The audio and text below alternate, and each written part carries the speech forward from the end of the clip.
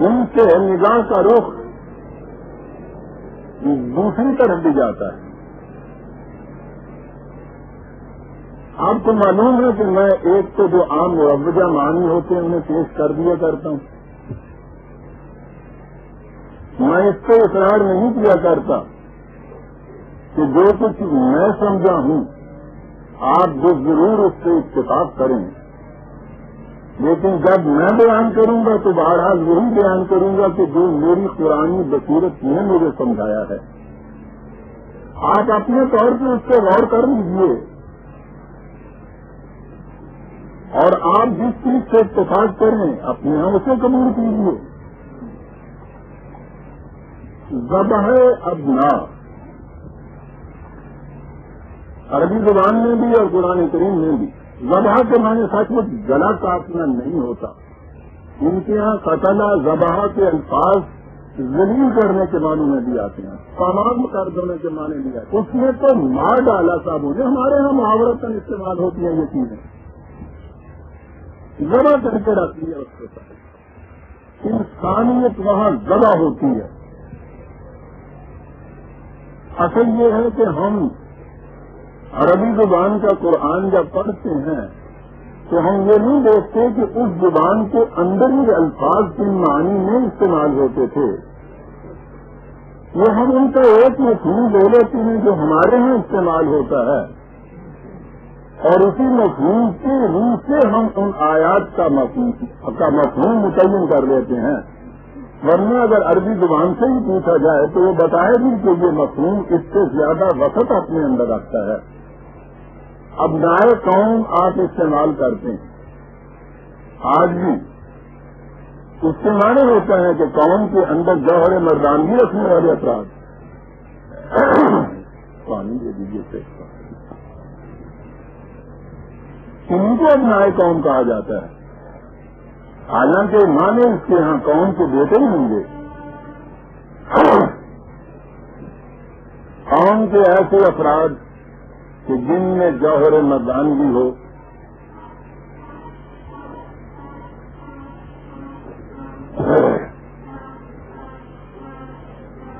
انہیں وہ اس طرح سے دبا کر رکھتا تھا کہ وہ ابھر نہیں نہ پائے. انہیں دلیل کرتا تھا اور آگے بڑھاتا تھا انہیں کہ جن میں اس قسم کے مردانگی کے خصائص نہ ہوں. عام محاورے کے اعتبار سے جسے کہتے ہیں کہ زنانہ پن جن کے اندر ہو. میں اپنی بیٹیوں اور بہنوں سے معذرت چاہوں گا کہ قرآن یہ نہیں کہتا ہے کہ عورت ہونا یا عورت کے اندر کی خصوصیات جو ہیں ان کو کسی طرح سے حقارت کی نگاہ سے دیکھا جائے. اس کے نزدیک مرد اور عورت دونوں انسان ہیں اور یکساں واجب الاحترام. میں نے بات کی ہے ان قوموں کی ذہنیت کی اور زبان کے اعتبار سے جو ایک چیز مروج چلی آتی ہے اس کے اعتبار سے. مختلف قوتیں قوموں کو تباہ کرنے کے لیے کرتی ہی یہ ہے. قرآن کریم نے خود یہ چیز بتائی ہے کہ یہ کرتا کیا تھا فرعون. یاد رکھیے کسی قوم کو خواہ غلامی کے شکنجے میں بھی کیوں نہ جکڑی ہوئی ہو، اپنے استبداد کے جوئیں کے نیچے رکھنا بڑی تبدیل کا ہوتا ہے. اور یہ وہ تدبیر یہ ہوتی ہے کہ اس قوم کے اندر ابھرنے والے افراد جو ہیں ان کو ابھرنے نہ دیا جائے اور مقرر بنایا جائے ان میں سے انہیں وہ جنہیں ہمارے ہاں کی پہلی سیاسی اصطلاح میں ٹوڈی بچہ آیا ہے کہا کرتے تھے، وہ ان کے مطلب کے لوگ ہیں انسانیت کے جوہر سے آری. انہیں مقرر بنایا جائے، انہیں بڑھایا جائے تاکہ یہ بھی معلوم ہو کہ اس قوم کو حق سے نمائندگی دیا ہوا ہے ہم نے.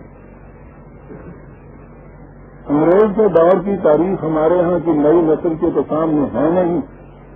بدقسمتی سے نہ ہی ہم نے کوئی ایسی تاریخ مرتب کر کے دی ہے، ورنہ انہیں معلوم ہوتا کہ خود تاریخ پاکستان کے دور میں لوگ کیا کیا کرتے تھے، یہ حاکم قوم کیا کیا کرتی تھی، کس قسم کے ہمارے افراد کو آگے بڑھایا کرتی تھی دنیا کو بتایا کرتی تھی کہ ہم نے تمہیں اتنی بڑی نمائندگی دی ہوئی ہے، بلند ترین مناسب جو تھے وہ ان کو دے دیے جاتے تھے، لیکن چن کے ان افراد کو کہ جن میں جوہر مردانگی نہ آنے پائے، اور جس میں ذرا سا بھی انہیں نظر آتا تھا کہ حریت کے جوہر پائے جاتے ہیں، وہ اس طرح سے ان کو فلپ کر دیتا تھا جیسے ہمارے ہاں کے بڑے بڑے باغوں کے مالی انہوں نے اپنی شکل کے اوپر پودوں کو بنایا ہوا ہوتا ہے، اور اس پودے میں سے کوئی چاہتے جو ان کے نقشے سے ذرا الگ ہٹ کے پھر ابھارتی ہے ایک دم چانتی سے اس کو فلپ کر دیتا ہے، یہ استبداد ہوتا تھا۔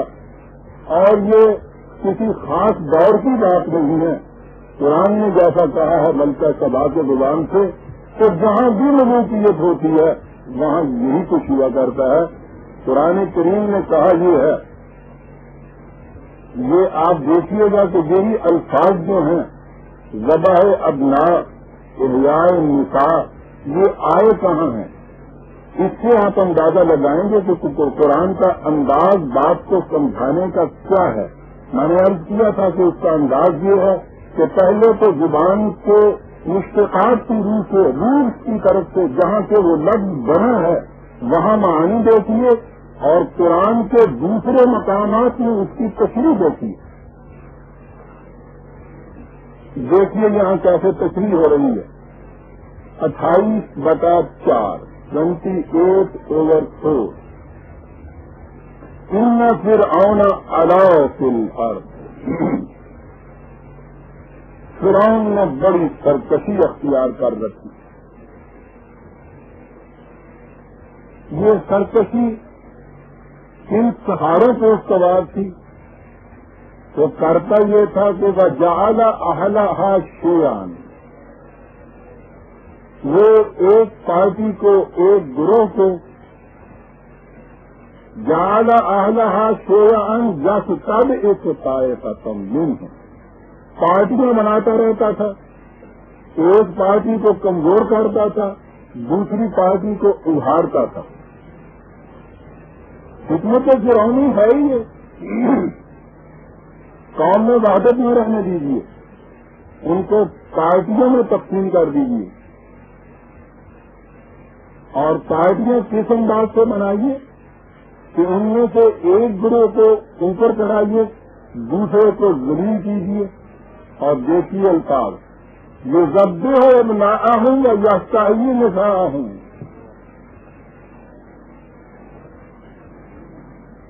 وہ خود تشریح کر رہے اس چیز کی کہ وہ کرتا کیا تھا اور ان الفاظ کے معنی کیا ہیں۔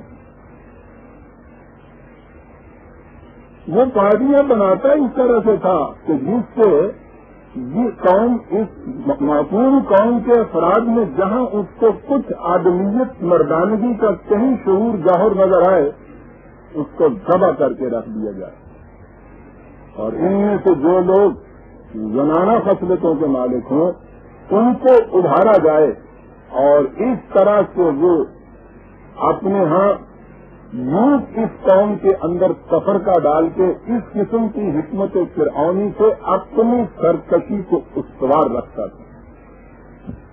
بات صاف ہے برادران عزیز کہ وہ کرتا یہ تھا،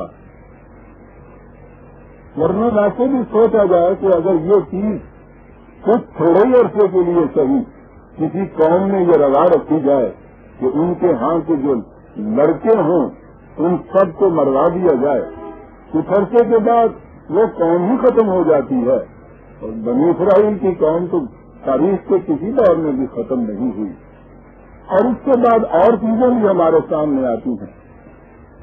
ہاں، یہی چیز جو ہے کہ ملوکیت کرتی کیا ہے، میں نے کہا تھا کہ قرآن کریم میں دوسری جگہ سورہ نمل میں ہے یہ 27/34